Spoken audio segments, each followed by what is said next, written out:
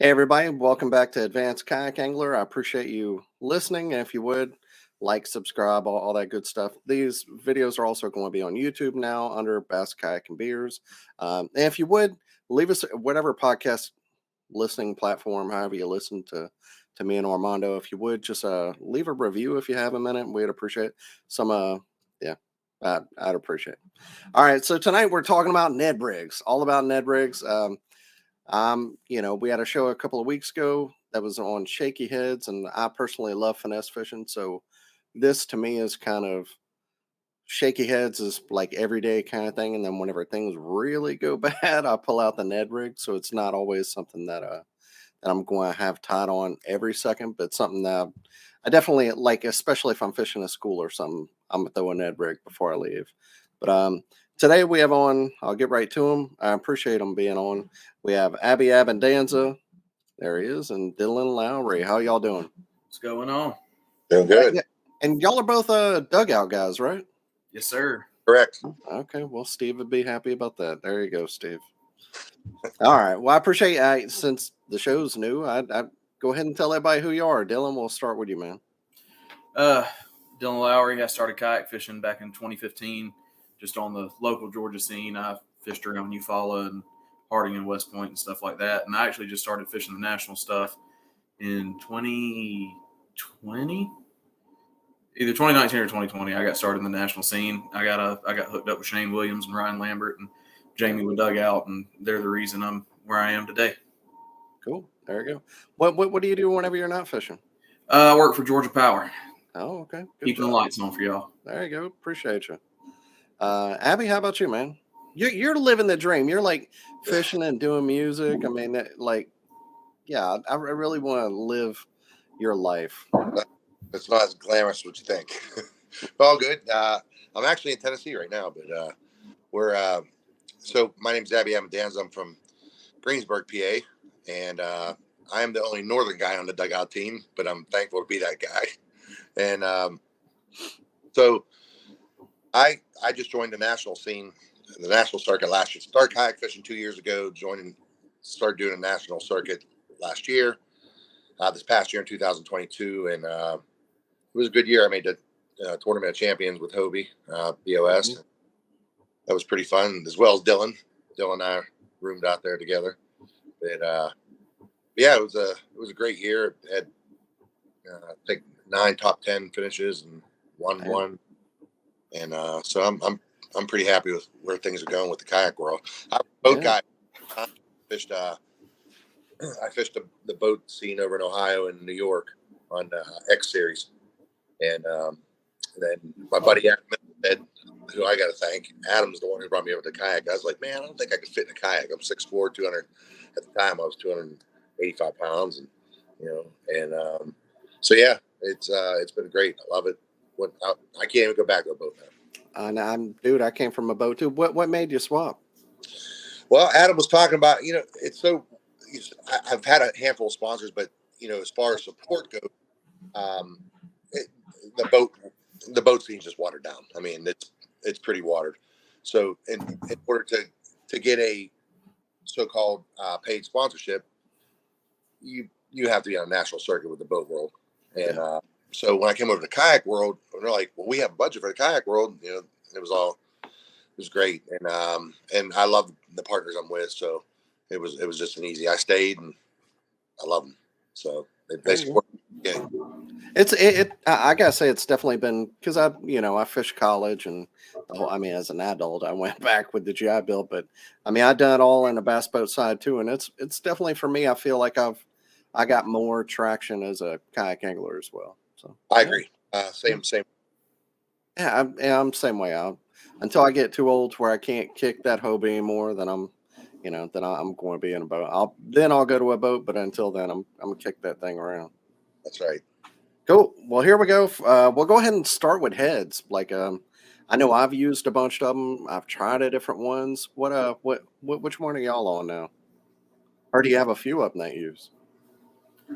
Me personally, I've been partnered with Z-Man for, I think this is my 6th year. They're my longest partner, and I don't ever see me leaving the Z-Man because I use probably, Dylan will tell you that 70% of my tackle, maybe even 80% is all Z-Man. And Wow. So I prefer the EWG Z-Man Ned heads, and they're the weakest Ned. I think they get the best hookup ratio. Some guys will argue that, but the way that hook sits, and when you just lift up on the rod, the hook automatically goes right to the roof of the mouth. And I hardly ever lost a fish on that head. And so you just use that one 100% of the time? 100% of the time, I usually start out with a 10th ounce, 1/10 ounce they make, and lake or river, I'll go to a 1/5 or 1/6. There you go. Yeah.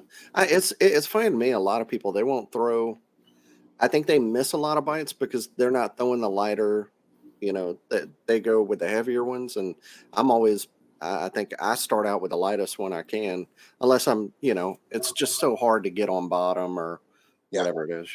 Well, for a river situation, I'm using the lightest head because in a river situation, the bait isn't staying on the bottom all the time.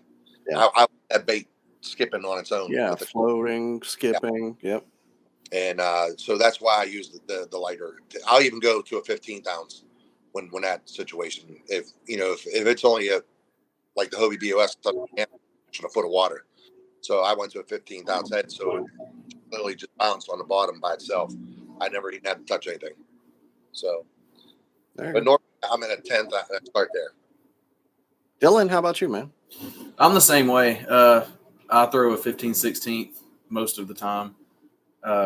Same at the Susquehanna. That's what I was throwing. I was throwing up current, and I wasn't even working it. I was just reeling it with the current.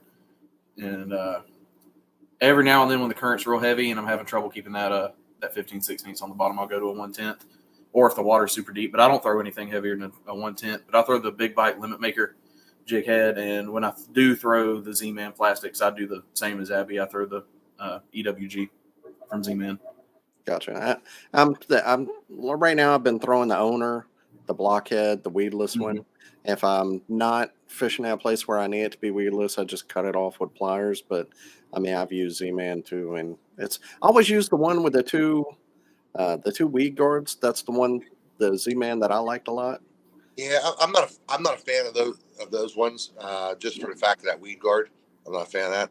But when they came out with the weedless head, that was the ticket, because now you can fish right through heavy weeds and not worry about catching up on everything. Gotcha. So, are you using the big one or just a small one? It depends on situation, but mostly a small one. In a river situation, I'm starting with a small one, and but I will tend to go to the big TRD, just for the fact that they don't see the big TRD as much as the little one. And So, I guess I should ask this too.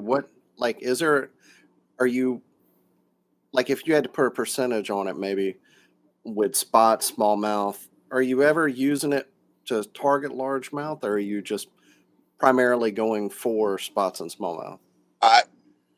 no, they all hit it. Okay. Everybody says, "Oh, they're really smallmouth." No, they're largemouth. This is in a spot of that's just as much as That's smallmouth. right. Yeah, I was about to say I caught a 7-pounder pre-fishing for the Hobie series on Chickamauga on a Ned rig, and a muskie at the Wolf and Fox. So it's a multi-species bait. Yeah. Everybody thinks because it's so small. Every one of my big fish have come off of actually a finesse TRD, the small one, and I caught a 7.23 up in Erie during COVID, actually during the pandemic, and I caught 11 fish over 5 pounds that day, all smallies, and all on a green pumpkin TRD. Yeah. Small one. I definitely don't understand how some people kind of pigeonhole as a, smallmouth spot bait and not largemouth. I know. I think all the biggest fish I've ever caught out of a kayak, or not out of a boat, but out of a kayak, have all been on finesse, and including a net. Yeah, and that's with me, I don't. I heard you say that you don't have a net tied on all the time. I have 2 nets tied on all the time, 2 different rods. Oh, really? And I use a medium light rod and a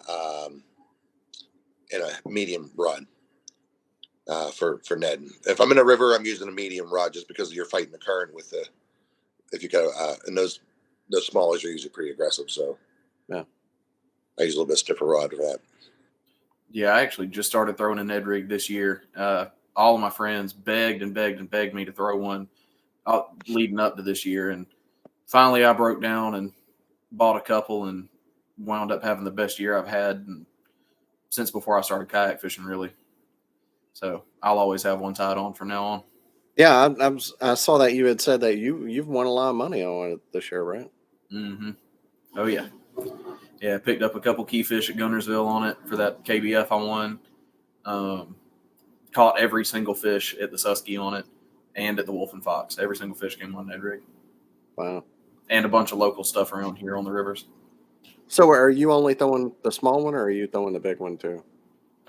So I throw the big bite limit maker. It's about the same size as the TRD or the big TRD, except the tail tapers down a little bit. Oh, okay. But when I do, I'll throw a last tech every now and then. But I always throw the big TRD. I don't like this finesse stuff. Okay. And so I guess that was kind of my question, because I throw a shaky head more than what I do a Ned rig. Are y'all both Ned rig only, or do you go to a shaky head, or is that cut out your tackle altogether? Especially since you throw a big one. So used to a shaky head was all I was throw for like a finesse presentation, but it wasn't a typical shaky head. I have a guy that makes mine. It's a 1/8 ounce with a screw lock and a 5/0 hook, and I throw a 8-inch trick worm on it. So Okay. I don't know if you would really consider that finesse fishing, but Yeah. that's what I like to do. But I don't think I threw it at all this year. Just strictly Ned rig. Abby, how about you, man? I throw it once in a while, and the Mag Fatty Z for me is what I use for a shaky head, and I actually use it around the Z-Man round ball shaky head that they make, and I think you can't beat it. It's a 7-inch worm, heavy. If you know what a Fatty Z is, it's the magnum size of the Fatty Z. So that's what I'm throwing for my so-called shaky head. I know that's one that Jody swears by, so it's Yeah. He's done pretty good too. So he's done all right. Yeah, he's done okay for himself. He's cashed a check or two. Yeah. Is there a time whenever you go to the net over the shaky? Like, what is there a situation where you're trying to upgrade, bigger profile, or what? When would you do that? Man, I caught so many 20-inch smallmouth on a Ned rig this year. It'd be hard for me to go away from it from moving forward, to be completely honest with you. It does seem for me that maybe I'm a fool for throwing a shaky head so much, because it seems like the hookup ratio on Ned rig and the land ratio is a lot better than what a shaky head is. Mm-hmm. I agree. I'll even throw a Z-Man finesse worm, which is about 7 inches, but it's thinner than a Mag Fatty Z. Mag Fatty Z. And what I'll do is I'll put that on a regular EWG head, like we talked about from Ned, and throw it that way. And I get just as many bites. I like the hookup ratio personally on that small Ned head, that EWG one, than any shaky head. I mean, that might be the best argument for the Ned over the shaky, is the hookup ratio is better. I mean, I can't imagine a time when that little, when a Ned wouldn't get bit.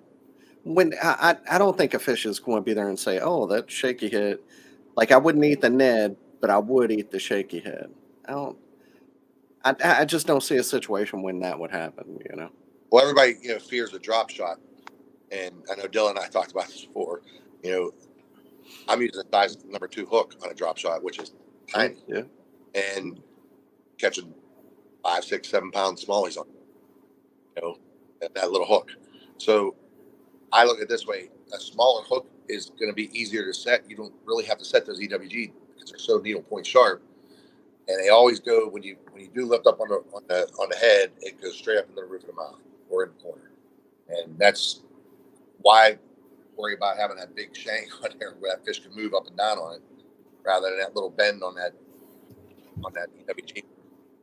Yeah, I think it's less weight to give them leverage to shake off too. Yeah. So, yeah, and it seems like a lot of times on a shaky head, like, you'll just get kind of the end bit off, or they'll maybe they'll get the end and not the hook. I mean, Dylan, you throw a longer hook, but even the Davis super long hooks that I've used, which is probably, I mean, it's probably only a 5/0 too, but you still miss it. You know, they get the worm a lot, and they don't always Hmm. get the hook. So, yeah, great point. So, I mean, if you've been thinking about throwing an Ed rig, because I think everybody kind of listens to a show, whether it's a beginner or advanced guys. Like if you're trying to make an argument to which one is better, since I did a shaky head a couple shows ago, maybe the Ned's really the only one you need because the hookup ratio is better.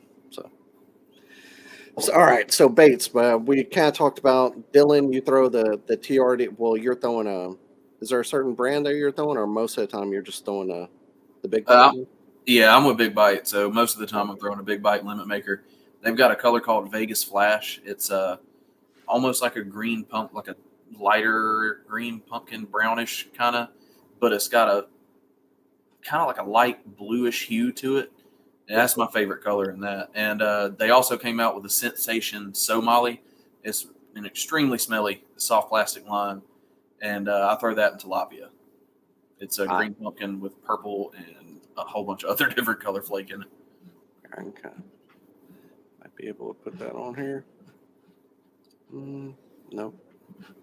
All right. The Vegas Flash, like you're saying, is just kind of got that pearlescent color, which Mm-hmm. I do really like that color too. Even in the deal, the Z-Man, the deal color, Mm-hmm.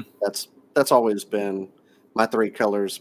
You know, you try to limit it down would be to I use a green pumpkin orange whenever it's cold. That's across the board. Orange in Alabama is the deal whenever it's waters below 65, 70. Like a green pumpkin, colorish blue, whatever you want, black and blue, and then the deal. Those I always carry three at a time. Really across the board for almost all my baits, I try to limit it to three, maybe four colors, and that's the four that I've used. And it's the same deal. I'm with X Zone. And I like the wobble, and that they kind of float up, same as Z Man. And not quite as definitely not as durable, but I like them. But 309 with X Zone has been that's my color. Man, everything they make, that 309 color just gets bit.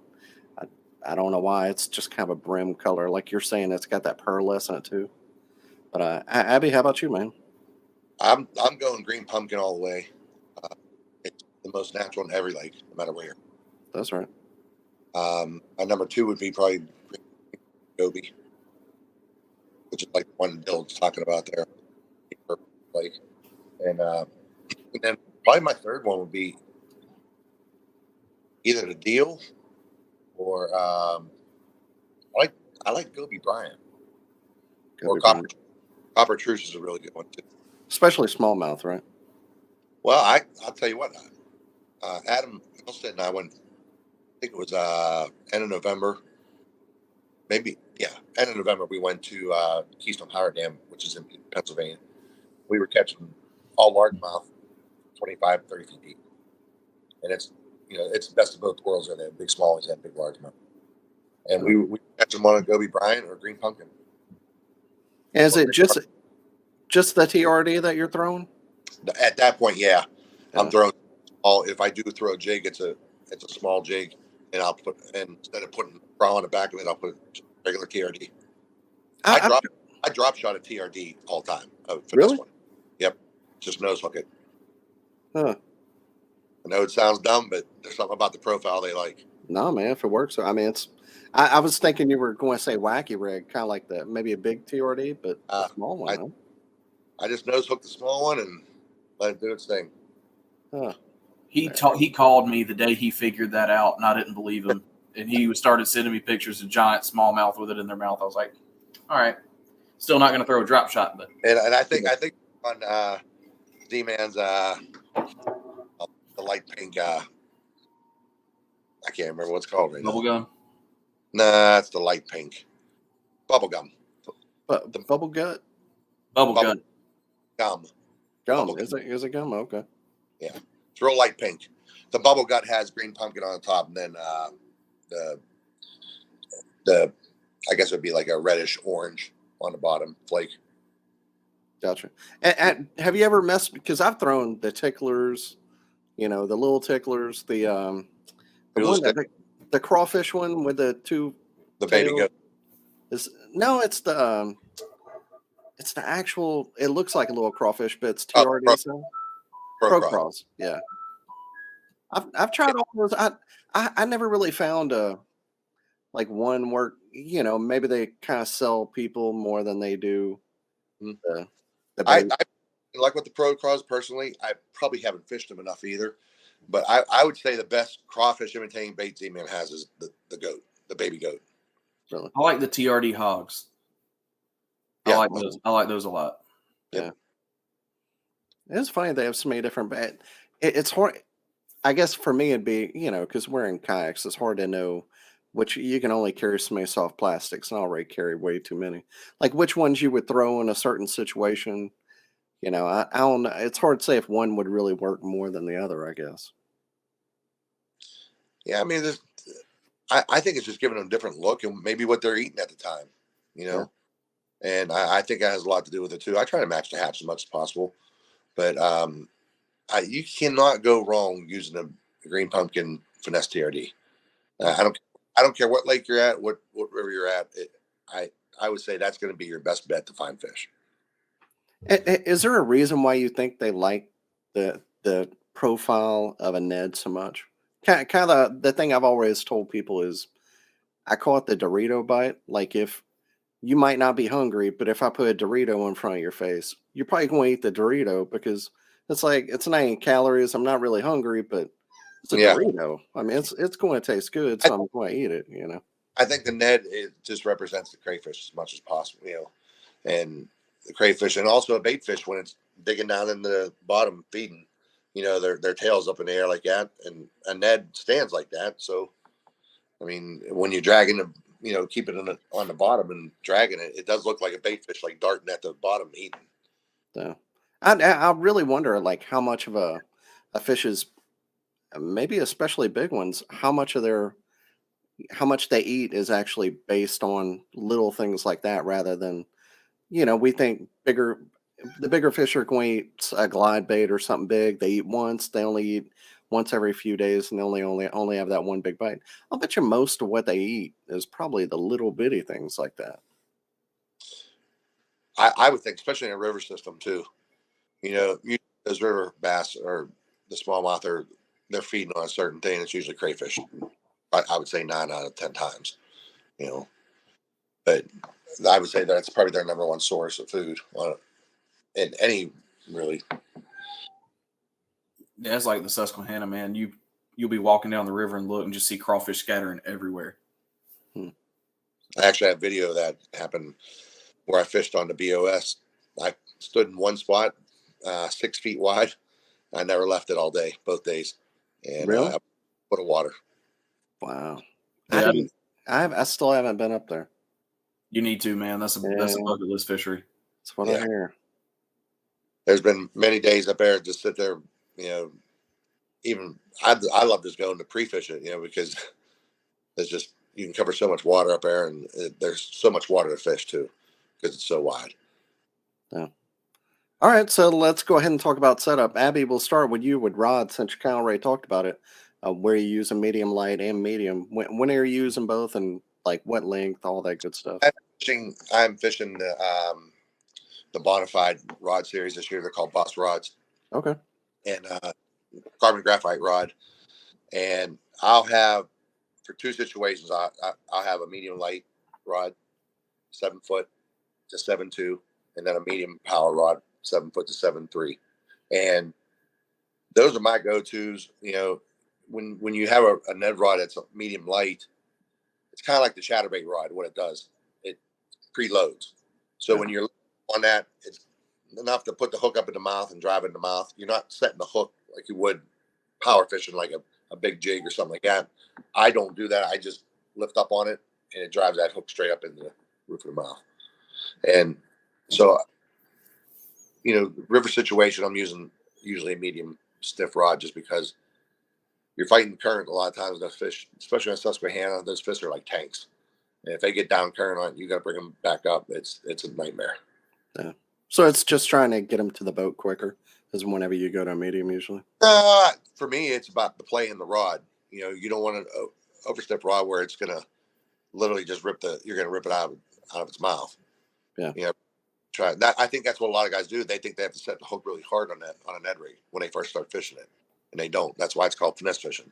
Yeah. You That know, thing's a dang needle. It doesn't take much. it doesn't. It doesn't. Dylan, how about you, man? Never mind what Abby said. I still cross their eyeballs even when I am finesse fishing. I throw a 7.3 medium Kisselcraft rod. I'm new to this, so I only have one Ned rig rod.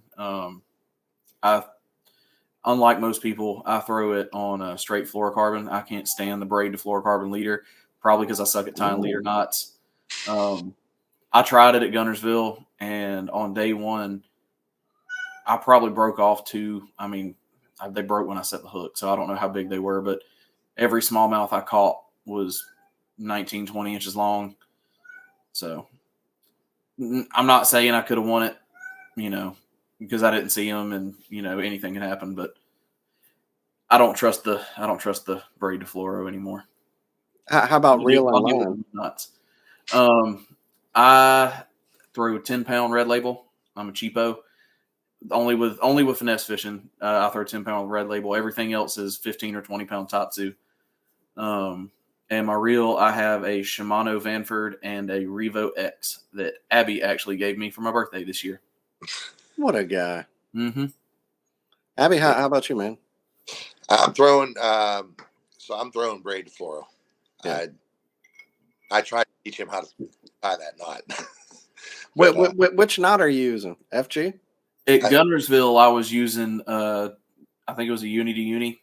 It kept popping, and then I just gave up. I'm not going to try to tie an FG knot on the lake when the wind's blowing the line out of my hands. I don't have the patience for that.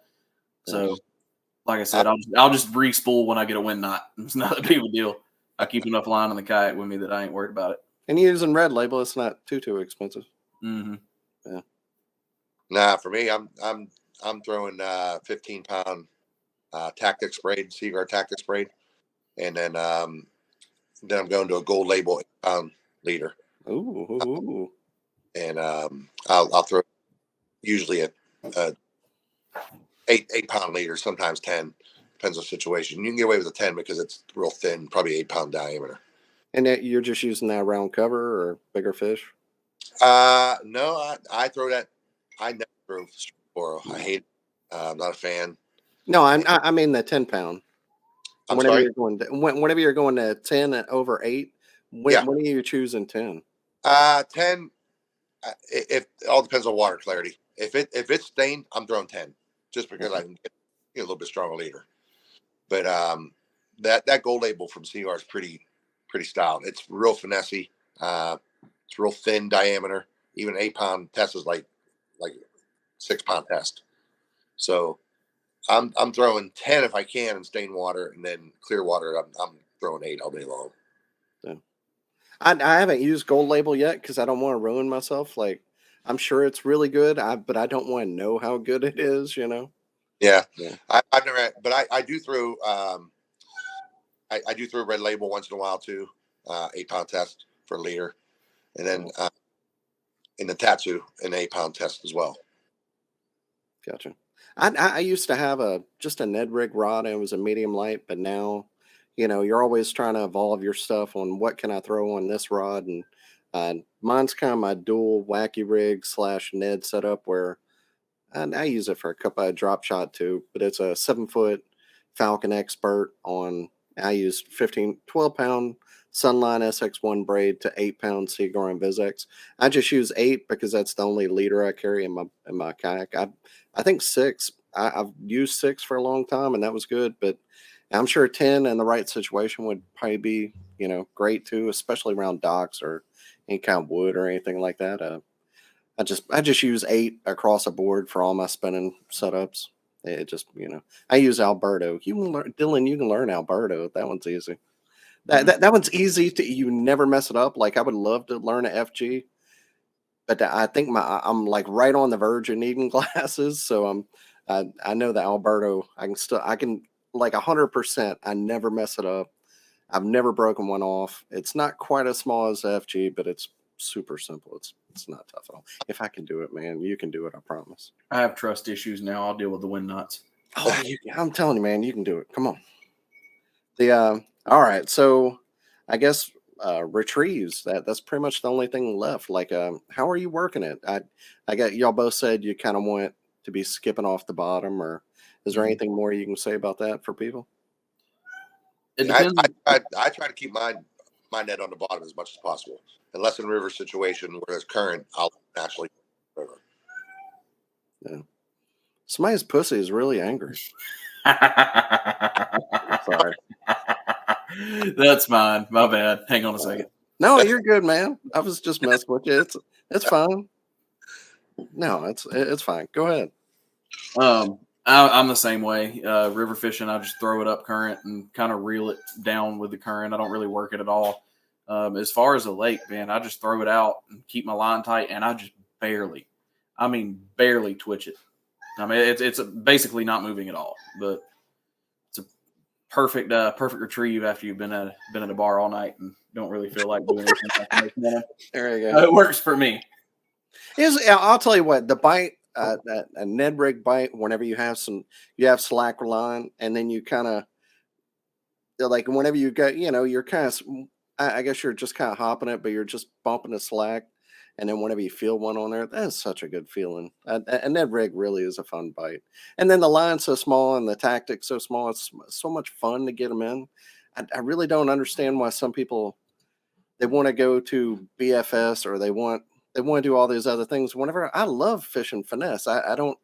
Everybody who doesn't enjoy doing it, I really don't get. I don't understand your life, and Well, you need to get your life right. they don't have the patience. That's what the problem is. Mm. So that's why a lot of those guys are power fishermen. The ones that don't have the patience are power guys. You know, Mm. they're the ones they're throwing power as much as possible. You'll never see a power guy throw.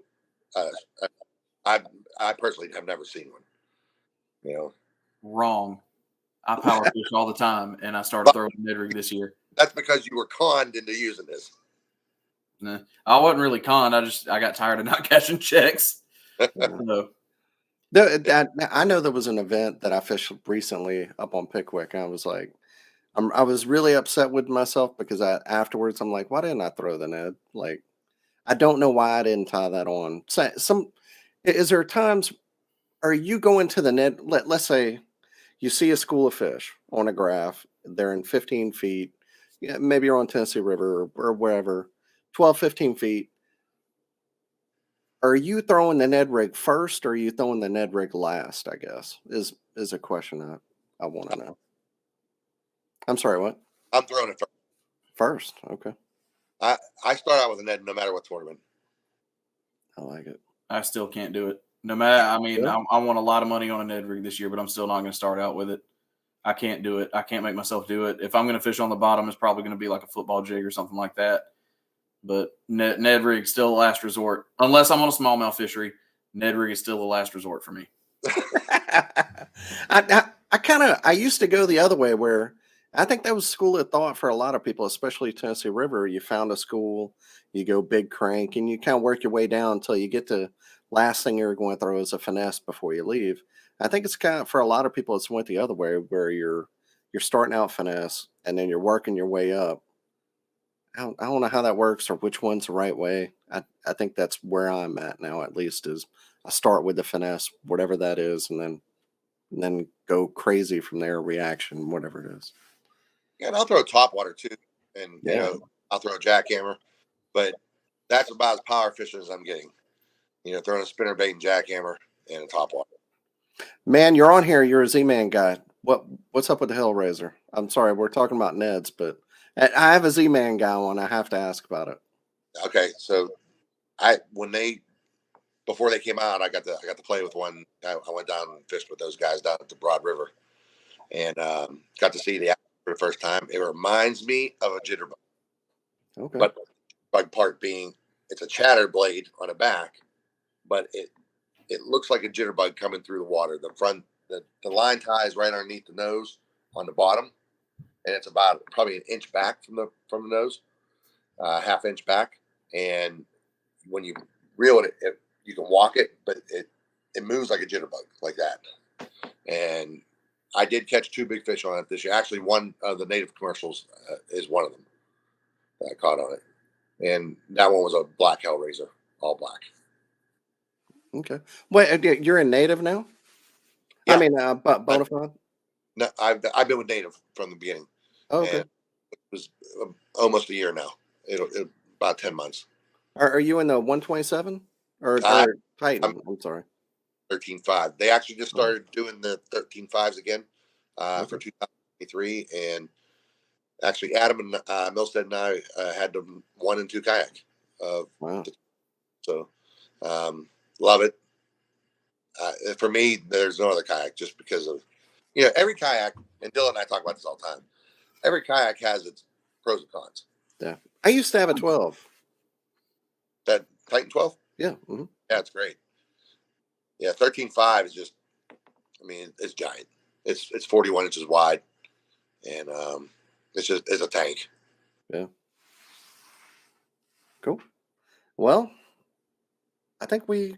Okay. Anything else I'm missing with Ned Briggs? People need to know that I'm missing, because somebody's going to watch us, like Dylan. A year. Dylan 1 year earlier. Man, I'm not going to throw a Ned Rig. That's stupid. Like, just give the sales pitch. Like, why are For you me, throwing the Ned Rig? the thing that I have on all my finesse, and that is Procure garlic. Oh, okay. Do you put it in the bag? Nope. Spray it? Is it a spray? And on the hook, working on one of those heads after it's all covered in garlic is bad. Now Oh, I put on every 10, 15 cast. wow. Yep. Is that a spray or a? No, Procure is like a gel, Okay. and it's garlic scent, and that is the best stuff. It stays on Elastec from Z-Man. Hmm. It's soaked into Elastec, and it stays on there the longest. Huh. There Yeah, you he's go. not kidding. He got me throwing that stuff this year at the native tournament for the Susky. That Yeah. stuff it's potent and it stays on there for a long time. Procure. I've never heard of that. I always use Bang. I think that's just because I like to say it. I put it on there. It hypes me up. I say Bang, Bang, Bang. Sorry, I'm stupid, but that's what it's like I hype myself up. I'm a bang it. I don't know. Yeah, We have I, to I, censor out my hype words when I set the hook. I wish that wasn't recorded. I shouldn't have said that. Cool. Well, man, I appreciate y'all being on. Before I let you go, I want to give you a chance to shout out any sponsors. I mean, Z-Man, people are already on the Tackle Warehouse link. You need an affiliate link, but yeah, tell everybody. Abby, we'll start with you, man. All your sponsors. Anybody makes fishing easier for you. Z-Man, Abu Garcia, Bubba. I use all their tools. I almost bought some Bubba like steak knives the other day, like a whole big, the block, a I have, set of them. they're awesome. Yeah. Yeah. Dang. I mean, it's just like anything. You can tell well made. You you you get what you pay for. Kind of deal. And I use the Bubba just because they don't rust. They're stainless steel and they're saltwater proof. So for me, that's perfect. And Cool. then and I use the Bonafide Boss Rod series. It just came out this new for this year. Yeah. And then amp batteries, Hobie eyewear, uh, dugout tackle. Dugout. You can get all those at the dugout. So, but yeah, that's and native kayaks. So those are my main sponsors and keep me in the game, so to speak, and up to date. I hear you, man. I love my Hobie, but I'll tell you, man, I miss the wheels, my Boondocks wheels on that Titan every single day. Every time I go fishing, I'm like, man, because you can do it right out of your truck. Like you don't. I have a trailer, so I wouldn't even have to have a trailer. Those wheels on the side. That to me, like for the Titan, that to me was a big. If I ever went back, I would. Man, I'd be so happy to have them wheels back. So yeah. Yeah, the wheels are nice. I have a Tennessee trailer which is from the dugout, Mm. and it makes life a lot easier just backing it down in and just launch it like a boat and pull it in and away you drive. Yeah. There you go. Dylan, how about you, man? For first and foremost, I got to thank Dugout. Like I said earlier, I wouldn't be where I'm at today if it wasn't for them. I mean, they do so much for me and so much for everybody in the entire kayak fishing community. Big Bite, they've been with me from the get-go, really, ever since I was fishing co-angler in the BFLs and stuff like that. I just joined up with Kissel Craft Rods this year. They're amazing rods, super sensitive. Revo sunglasses, and 2 new sponsors that I haven't announced yet. Yeah, but no better time than now. Do it, man. X2 Power batteries There you go. and Spro. The Spro's a big one for me, man. I've been using their frogs for a long time. I've always wanted to work with them, and the guys at Dugout got me in touch with the right people, and really looking forward to this year working with them.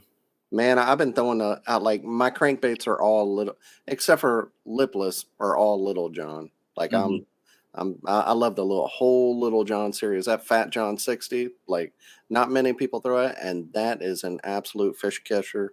It's such a sleeper bait you never hear about. And then, man, it's either finesse or the other biggest fish I've ever caught have been on that Fat John 60. It absolutely catches them. So yeah, man, congrats. You know what? Awesome. Dylan and I are both on the Dugout Bait and Tackle out of Marietta, Georgia, and everything that him and I just talked about, they carry. So, which you can go to the online store, which is nice, and they can ship it right to you. Yeah, for sure. I want to plug one more thing with Spro. Yeah, man. I have caught 3 double-digit bass in my life, and every single one of them came off of a Spro popping frog. Why the popper? Because I usually throw the regular one. I don't throw unless it's like really windy. Then I'll go to a popper. But it's like one of those things where popper is always like last I'm pulling out of the box. Why the popper? So really nothing specific for me other than the first time I ever watched anyone catch a fish on a frog. It was a Spro popping frog, and it was my dad. We were at Lake Eufaula, and the mayflies were hatching. And he asked me on the way to the lake, because I didn't have any of my rods with me. It was a super last minute trip. I don't even remember how I was young. But he said, "What do you want to throw? I'll rig a rod for you when we get there." And at the time, my favorite bait was a buzz bait. And he was like, "Well, buddy, you really ought to try this popping frog just came out." And I was like, "I want to throw a buzz bait." Blah, blah, blah, blah, blah. So we pull up on this bank, and there are blackbirds knocking mayflies all into the water. And he picks up a Spro popping frog and catches a 5-pounder. I throw my buzz bait up there, don't get a bite. He throws a pop frog up there, catches another 5-pounder. I was like, I'm not going to sit here and get my butt whooped all day. I said, "Daddy, tie me on one of those popping frogs, please." And, man, we wore them out. Both of us probably caught 22, 23 pounds on it going up and down the river on Eufaula. And I've been hooked ever since. And there's really no reason that I don't throw the regular frog. It's just a confidence thing for me. I like the popping frogs better. Do you have like any kind of Spro frog secrets? Like, do you boil them or pull the hooks out, or?